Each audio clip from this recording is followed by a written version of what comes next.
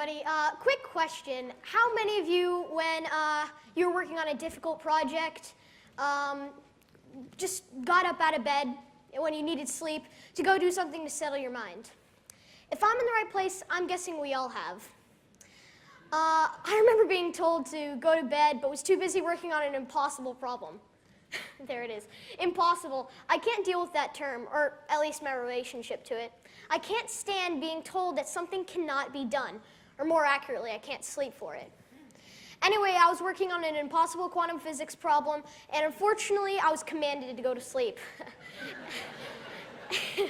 Except I couldn't.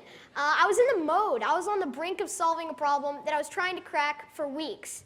So I pretended to go to sleep, like all of us have when we were children, and waited for everyone else to. And then I got up and ran straight to my lab. I worked all night into the morning, and then, well, it hit me. I fixed my mistakes and solved my problem. There it is. I solved an impossible problem. Impossible? I think not. The problem was solved, so was it really impossible in the first place? Most people have a relationship with the term impossible, where they say it can't be done ever. But maybe we need to change that. We need to redefine the impossible, because maybe nothing is impossible, just, not known how to be done yet. Hello, everybody. My name is Max Loughan, as you heard. So what's the meaning of all this? Why am I up here? Why is a scrawny 13-year-old up here on stage? Hopefully, this will all be clear by the end of all this. By the way, before I start this, remember I am just a teenager. My brain is still developing and my neural synapses are firing like crazy. And to be honest, most of them are missing their intended target. So if I stutter or string together a set of words that make no sense or maybe fall down on my face or something, just, cut me a little slack. So here we go. I was 7 years old.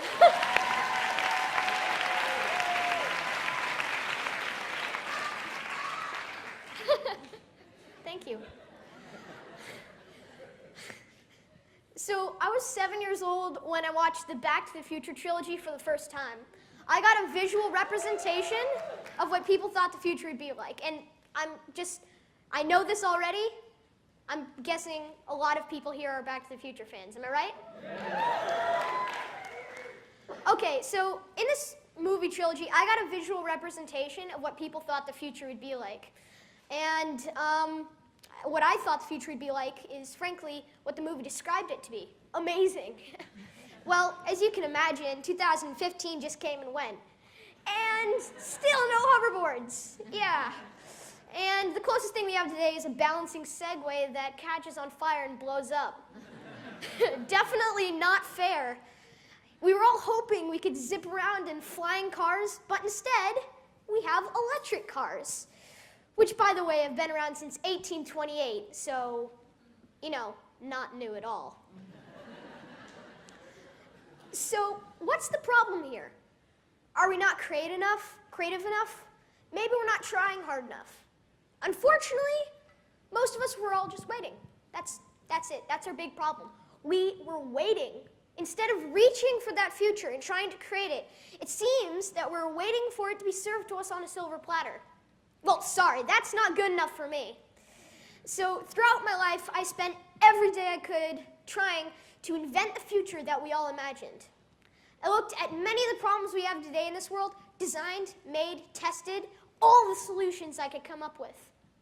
In my, boiler room turned laboratory. I'll just say I have limited resources. Instead of playing video games and watching TV, I was inventing new technology that I believe could change people's lives. Just to give you an idea of how my undeveloped brain works, at 5 and a half, I was solving complex algebraic equations in math class when everyone else was learning to add and subtract. The teacher had to give me brain teasers just to get me to shut up. At age 6, I wrote my first line of code in C++, which led me to, at the age of 7, hacking school computers that gave kids access to games that were banned for no reason, like Pac-Man. Stupid teachers. Am I right? At the age of 8, I concocted my first conductive liquid explosive and had finished reading my 5th big physics book. Whew.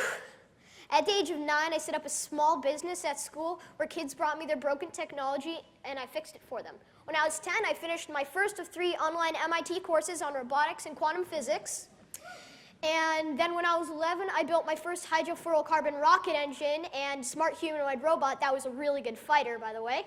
And I also invented a new type of neural cranial transmitter that could detect emotions, as a matter of fact. Scares me a little bit.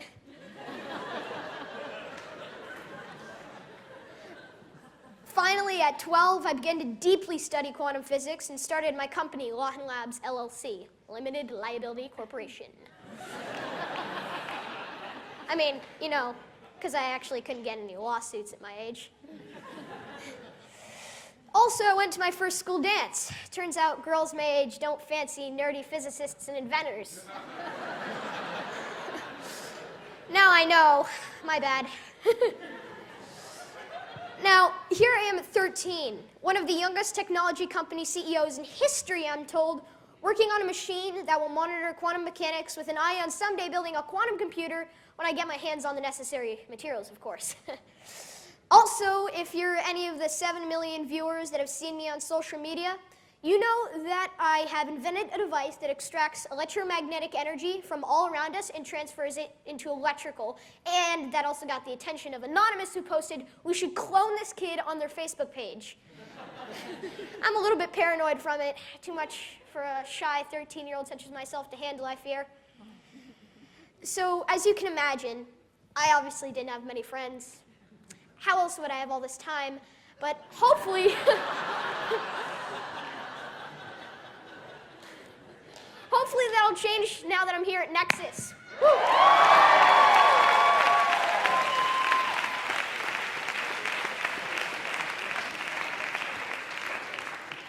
But where do you really start if you wish to change somebody's life? You can make an endless list of gizmos and gadgets, but when do you really impact somebody's life? I mean, so many problems and even more solutions to each one. I don't even know where to begin. Well, actually I do. Let me tell you a little bit about it.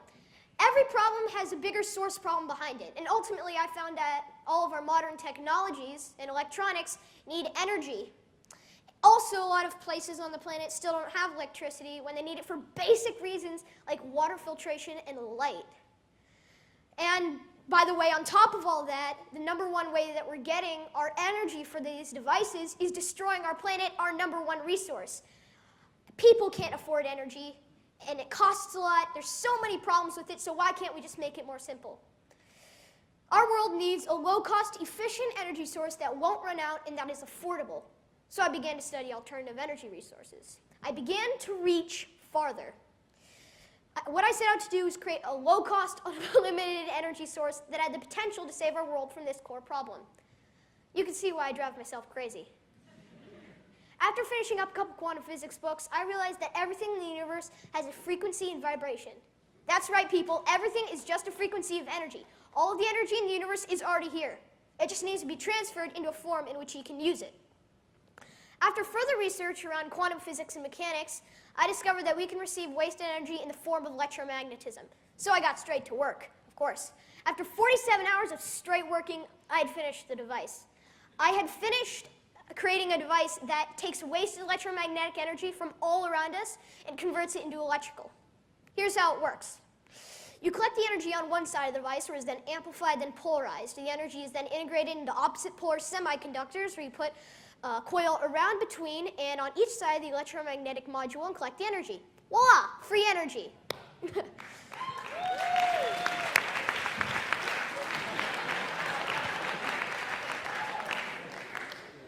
Now I use this energy that I made out of thin air, sort of, to charge batteries and other devices. Now, considering that this was just a prototype, I was really happy. And I got to a point where my idols, such as Nikola Tesla, big fan by the way, have always reached for and dreamed of for our generation. So is all of this just to pat myself on the back? No. If you remember back to the beginning of all this, it was all seeded because of a desire to be creative and curious, to make the world a better place, to reach into our future and bring it just a little bit closer to today. Does that sound that hard, people? Not to me. I believe that everybody in this room has the capacity to change the world. Just take this with a grain of salt. I'm 13 years old. That's right, 13. And I invented a device that could give a kid light in darkness so that he may choose to educate himself so that he has the opportunity to grow up and help more people. And maybe even join us here at Nexus someday, am I right? Now, this is what I call the ripple effect. You can throw a pebble into a pond and watch the ripples cover the pond and from where the ripple started and cover a much greater area than just the size of one tiny pebble. Now, I believe that I was put here for a reason. I have a feeling that there are also other people who are, put here for a reason. And I have a weird feeling that a lot of them are in this room today. I mean, am I alone? Does anybody else feel like they were put here for a reason? Can I get a show of hands, maybe? Awesome! So let's create some ripples, people. It has been a burden of mine to change the world. Almost like responsibility. It's my purpose. This burden or responsibility to change the world usually falls on the shoulders of few entrepreneurs. Now, I cannot think of a larger concentration of entrepreneurs than in this room right now. So imagine if everybody in this room here at Nexus, imagine what the world would be like if everybody tried to make the world a better place. Every single one did everything they can. We could all go our separate ways. One person goes this way. Maybe this way over here. I don't know, maybe he walks off stage and leaves the auditorium or something. But what if we worked together to make an impact or multiple impacts or ripples? If you don't mind working with a 13-year-old who still has synopsises firing in random direction and works out of a boiler room in his parents' basement, then we together have the power to change this world for the better. To reach into the future and bring it just a little bit closer to today. That's right. Reach into it, bring it just a tiny bit closer to today. I mean, that's what Nexus is all about, right? Am I right? So if you can take anything away from this talk, to wrap up any questions or loose ends, take away this. I'm 13 years old, and I've started my journey to make a positive impact on this world. Now, if a scrawny 13-year-old such as myself can stand up on stage and try and make an impact, then why can't we all together and watch how far the ripples we created at Nexus travel? Thank you, I'm Max Loughan.